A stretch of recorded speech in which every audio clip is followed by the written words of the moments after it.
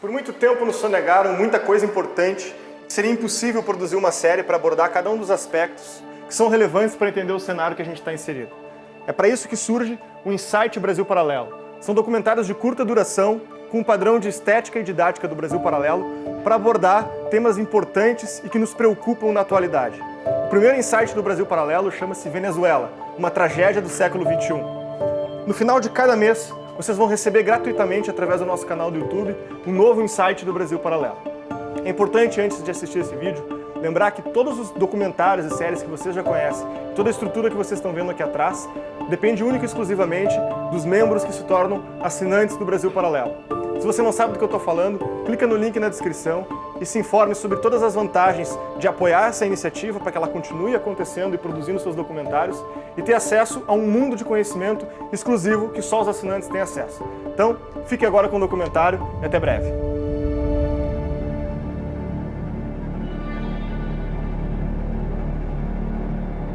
Com a chegada do Partido dos Trabalhadores ao poder em 2003, falou-se muito sobre os riscos de o Brasil se tornar uma Venezuela. Estamos em crise alimentaria no mundo. Brasil e Venezuela juntos, tomando medidas para enfrentar essa crise. Durante os últimos 15 anos, os dois países estiveram submetidos a partidos de esquerda e líderes políticos, colegas na organização supranacional denominada Foro de São Paulo. Quando tivemos a ideia de construir o Fórum de São Paulo. É possível reconhecer aspectos de nossa história no país vizinho? Que elementos levaram a Venezuela a regredir tanto em seus indicadores econômicos e sociais?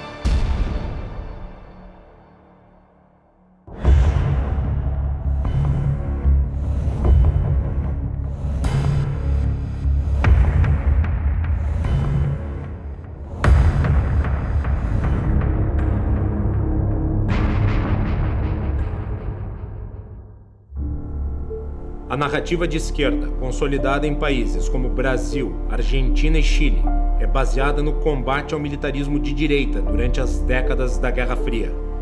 A Venezuela, por sua vez, não viveu uma situação como essa porque sua última ditadura se deu nos anos 50. Comandado pelo general Marco Evangelista Pérez Jiménez, o regime se assemelhava muito mais ao de Getúlio Vargas no Brasil e ao de Juan Domingos Perón na Argentina. Marco Pérez Jiménez foi derrubado em 1958, depois de tentar continuar no poder por meio de um plebiscito fraudulento. Em seu lugar, líderes políticos firmaram um pacto de estabilidade na Venezuela.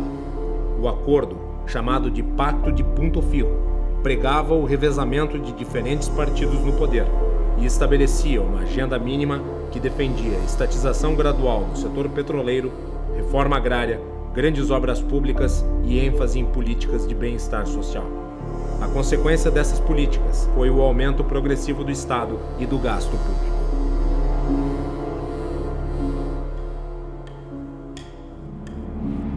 Ao mesmo tempo, grupos terroristas de esquerda, como as Forças Armadas de Libertação Nacional, FARC, abandonaram as armas e passaram a traçar novos planos. Ao invés do combate aberto, as FARC mudaria de nome para Terceiro Caminho e passaria a se infiltrar nas Forças Armadas. Um dos nomes importantes que entraram na recém-legalizada FARC foi Adán Chávez, irmão mais velho de Hugo Chávez. Nessa mesma época, Hugo passou a integrar o exército. Além do parentesco, Adán teria um importante papel na formação ideológica de seu irmão, sendo seu tutor revolucionário.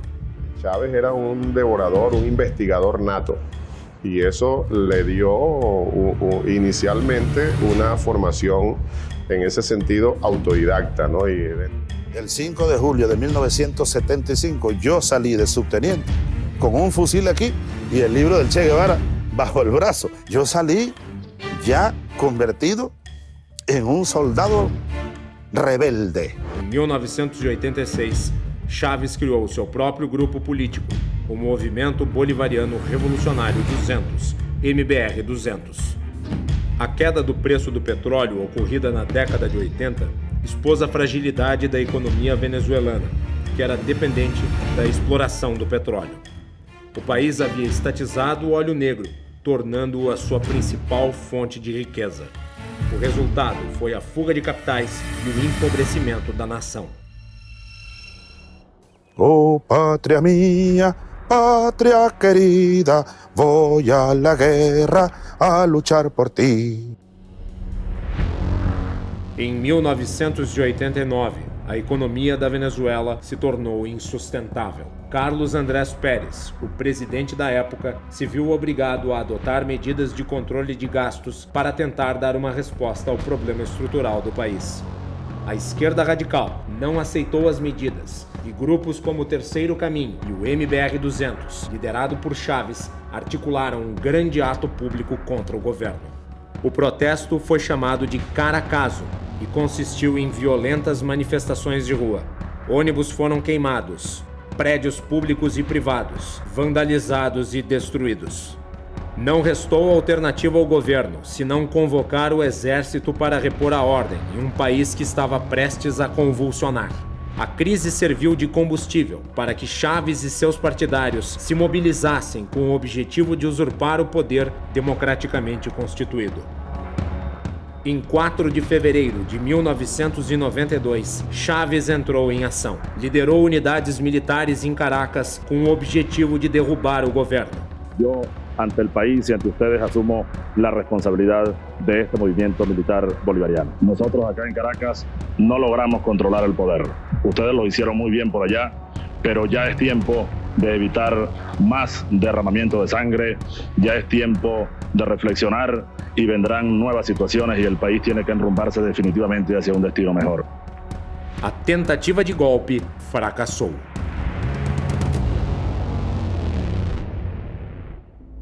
Erros táticos levaram Chávez e seus colaboradores a ficarem encurralados e sem comunicação. O líder golpista ficou impossibilitado de transmitir as fitas pré-gravadas nas quais incitava a população a tomar as ruas em um levante.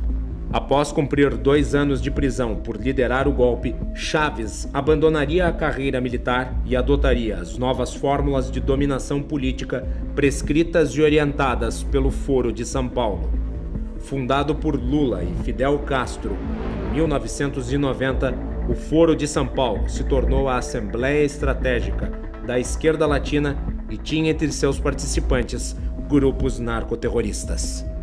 Companheiro da direção do Fórum de São Paulo, debitar parte da chegada da esquerda ao poder na América Latina pela existência dessa cosita chamada Fórum de São Paulo. Hugo Chávez fundou em 1997 o Movimento Quinta República, MVR, aliança partidária de esquerda que lhe daria suporte para disputar a presidência. Chávez foi beneficiado pelo descrédito da classe política tradicional e acabou eleito com 56% dos votos. Quando concorreu ao governo da Venezuela, Chávez tentou passar a imagem de democrata. Dicen que no es demócrata. ¿Usted está dispuesto a entregar el poder después de 5 años? Claro que estoy dispuesto a entregarlo, no solamente después de 5 años, yo he dicho que incluso antes, porque nosotros vamos a proponer aquí una reforma constitucional, una transformación del sistema político para tener una democracia verdadera, mucho más auténtica. Si, por ejemplo, yo a los 2 años resulta que soy un fiasco, un fracaso, o cometo un delito, un hecho de corrupción o algo que justifique mi salida del poder antes de los 5 años, yo estaría dispuesto a hacerlo. Ao contrário do que anunciou, uma vez no poder, passa a agir para reformar as instituições vigentes de forma a se consolidar no comando do país. Que sobre esta moribunda constitución haré cumplir, impulsaré las transformaciones democráticas necesarias para que la República Nueva tenga una carta magna adecuada a los nuevos tiempos. Lo juro. Chávez decretou a realização de um referendo sobre a criação da Assembleia Constituinte. A população abraçou a ideia. A convocação foi aprovada por margem expressiva, mais de 70% dos votos. A Assembleia Constituinte, dominada por partidários de Hugo Chávez, redigiu a nova carta em 100 dias. O país passa a se chamar República Bolivariana da Venezuela. Na eleição da Constituinte, os apoiadores de Chávez conquistaram a maioria dos assentos. Um de seus planos era tornar a Câmara dos Deputados e o Senado em uma única casa. As contínuas modificações na estrutura política e institucional da Venezuela criaram um racha na população. Em 2002, mesmo com Chávez reeleito, a Venezuela se encontrava dividida entre dois polos opostos. Em 11 de abril de 2002, manifestações contra e pró-Chávez se encontraram na frente do Palácio Miraflores. O caos se instalou e autoridades militares, contrárias ao governo, aproveitaram a oportunidade para tentar destituir Chávez. O movimento, desastrado e feito de improviso, acabou sendo derrotado poucos dias depois. Presidente da República de Venezuela, juro ante Deus Todo-Poderoso. Chávez voltou ao poder depois que milhares de seus apoiadores tomaram as ruas do país. Com o argumento de ter sofrido um golpe, Chávez acentuou o radicalismo de suas ações e de seu regime. Responsabilizou os Estados Unidos e elegeu os membros da oposição e veículos de imprensa como inimigos. Entre suas ações, fechou a principal emissora do país, a Rádio Caracas Televisión. Se le acaba en marzo la concesión de televisión. Se le acaba en marzo. Também reformou a estrutura da estatal petrolífera PDVSA, demitindo milhares de funcionários que haviam entrado em greve em 2003. Com isso, vinculou o futuro da empresa ao seu projeto de poder. No campo político, reformou a Corte Suprema venezuelana, tornando-a um apêndice do Executivo. Ampliou o número de juízes de 20 para 32. Com indicações de cunho político, foram integrados à corte 12 novos magistrados, todos eles fiéis bolivarianos.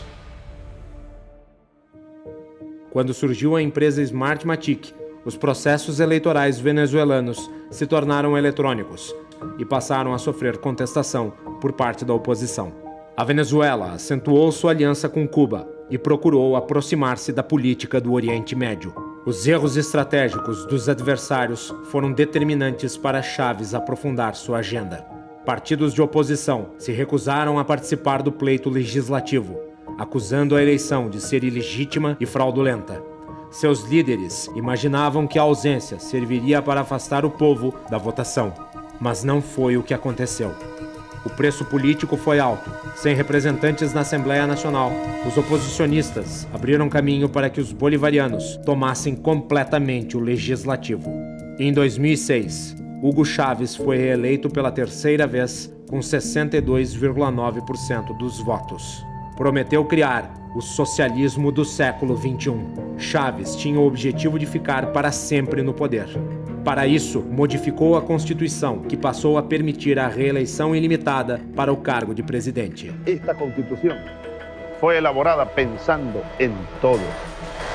Esta Constitución recoge el sueño de tener un país donde vivamos en condiciones de igualdad. Na medida em que Chávez acumulava poderes, a economia despencava e empresários e investidores abandonavam a Venezuela. A Venezuela passou a ter contínuas crises de abastecimento. Alimentos e produtos essenciais se tornaram escassos. A insatisfação contaminou a população. Foram organizadas marchas e paralisações. A resposta chavista foi violenta. Mas não foi só a situação da Venezuela que começou a se deteriorar. Ao mesmo tempo, Chávez enfrentava graves problemas de saúde. Em meio a disputas políticas, ele se isolou em Cuba para tratar um câncer. Reeleito pela quarta vez, não conseguiu comparecer à sua própria posse, em virtude do agravamento de sua doença. Hugo Chávez morreu em 5 de março de 2013. Foi substituído no poder por Nicolás Maduro, um de seus principais auxiliares. Na eleição para a sucessão de Chávez, o oposicionista de centro-esquerda, Henrique Capriles, tentou convencer o eleitorado, simpático ao chavismo, de que ele não representaria uma ruptura. Por margem mínima, Maduro foi eleito presidente em 14 de março de 2013. El candidato Nicolás Maduro Moros, 7.505.338, con el 50,66% de la votación. Novamente, o processo eleitoral, organizado pela Smartmatic, sofreu acusações de fraudes. Capriles não reconheceu o resultado e pediu a recontagem de votos. Mesmo com a eleição contestada, Maduro prevaleceu. O apoio diplomático da União das Nações Sul-Americanas, órgão subordinado ao Foro de São Paulo, foi fundamental para lhe dar sustentação internacional. Apesar da vitória interna, Maduro passou a lidar com uma oposição crescente na Venezuela. Nas eleições legislativas de 2015, a oposição recuperaria a maioria na Assembleia Nacional. Tentando driblar os adversários do parlamento, Maduro convocou uma nova Assembleia Constituinte. Anuncio que en uso de mis atribuciones presidenciales como jefe de Estado constitucionales de acuerdo al artículo 347, convoco al poder constituyente originario para que la clase obrera y el pueblo en un proceso popular constituyente convoque una Asamblea Nacional Constituyente. A manobra não foi reconhecida nem dentro do país e nem pela comunidade internacional. Mesmo assim, formou-se um parlamento paralelo, próprio da ditadura, que passaria a funcionar como alternativa ao parlamento oficial. Foi em meio a esse clima que, em 2018, Maduro buscou sua reeleição. Obteve vitória contestada internacionalmente. As fraudes no processo eleitoral se avolumaram. Brasil, Estados Unidos e União Europeia não reconheceram a legitimidade de Maduro para continuar. O parlamento oficial também se recusou a prestigiar sua posse. E na Venezuela, o presidente Nicolás Maduro foi reeleito para um novo mandato de 6 anos, numa votação marcada por alta abstenção e denúncias de fraude. Maduro disse que essa foi uma vitória contra o imperialismo. Depois de 93% das urnas apuradas, ele foi declarado vencedor com pouco mais de 5.800.000 votos. O impasse se agravou quando Juan Guaidó, então designado líder da Casa Legislativa dominada pela oposição, se declarou presidente da Venezuela. Juro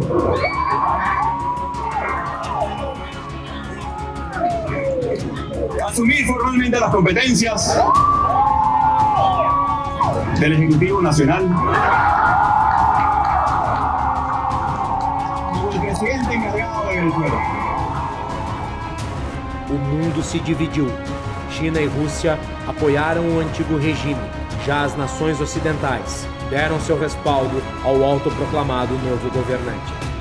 Como a eleição de Maduro se deu por convocação da nova Assembleia Constituinte, controlada pelos chavistas e não pelo parlamento oficial, sua posse foi contestada como ilegal e ilegítima. Sem um presidente reconhecido, era Guaidó, o líder da Assembleia Nacional Constitucional, quem deveria assumir o governo interinamente.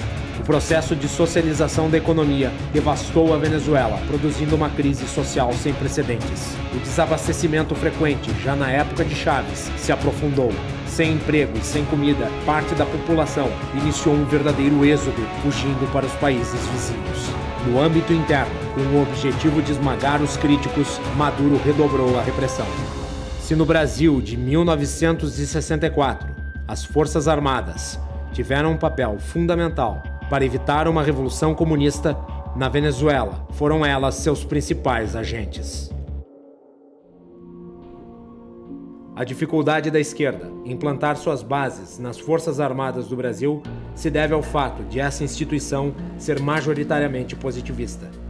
O positivismo, ideologia que prega o conhecimento científico como única forma de conhecimento verdadeiro, já era muito disseminado entre militares brasileiros e foi a base intelectual do golpe que derrubou a monarquia e instaurou a república em nosso país em 1889.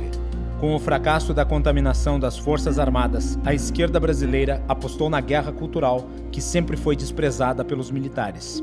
A luta política passou a ser travada a partir do meio jornalístico e das universidades. Foi nesses ambientes que a esquerda criou a massa de militantes que apoiam o chavismo no Brasil. Cuba, só um minuto, agora deixa eu só perguntar. Cuba é ditadura ou não? Não, não é uma ditadura. Gostem ou não, Maduro foi eleito com 67% dos votos do povo venezuelano. É isso aí. O senhor acha que a Venezuela é uma democracia? A Venezuela é uma democracia tão democrática quanto a brasileira e a americana. O bolivarianismo tinha como objetivo criar o socialismo do século XXI, uma atualização do modelo implementado pela União Soviética no leste europeu. Ao longo de 20 anos de poder, o resultado de sua ação foi a repetição dos mesmos crimes em massa, da mesma violência e do mesmo fracasso econômico vistos no socialismo do século XX. Karl Marx dizia que a história se repetia, a primeira vez como tragédia e a segunda como farsa. A Venezuela, de Hugo Chávez e de Nicolás Maduro, lhe deu razão, finalmente.